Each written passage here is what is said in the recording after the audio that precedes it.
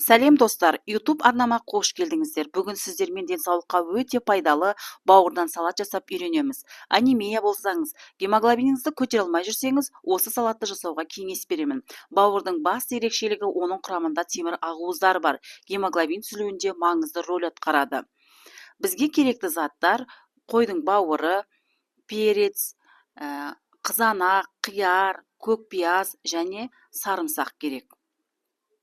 Видеоға түспей қалыпты. Ең алдымен қазанға су құйып, бауырды қайнатамыз. Бауырды қайнағанша ең алдымен перецімізді ұзыншалап турап аламыз.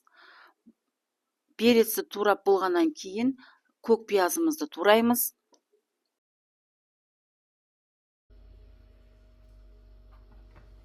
Бауыр қайнағаннан кейін бетіндегі көбігін сүзіп аламыз. Астын баяу отта жарты сағат қайнатып аламыз. Қазанымызға майды құйып, қыздырып, ең алдымен көкпиязымызды, одан кейін перецімізді қуырып аламыз.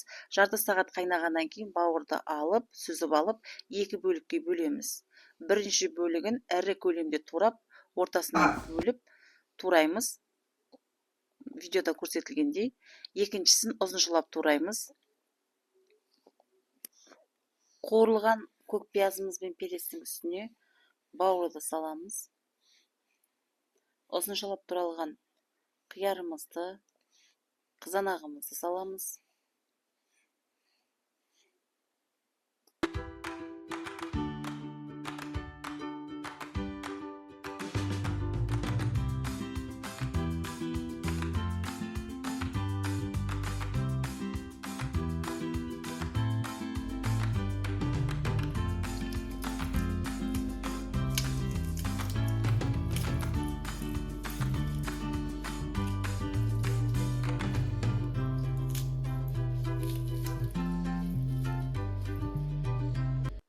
Сарымсақты қосқаннан кейін міндетті түрде татымына қарай тұз, қара бұрыш, қызыл бұрышты қосып, жақсылап араластырамыз.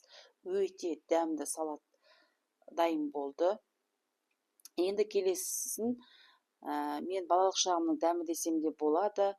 Біз бала күнімізде анамыз етпен бірге асып, жарты сағаттан кейін осы бауырды шығарып, ұзынша ірі көлемде турап, оның бетіне пияз турап, қара бұрыш, қызыл бұрыш, татымына қарай тұз салып, оның үстіне сорпасын құйып, дәл осылай бізге ұсынатын. Біз жарысып, таласып, тармасып жейтінбіз. Бауыр өте пайдалы.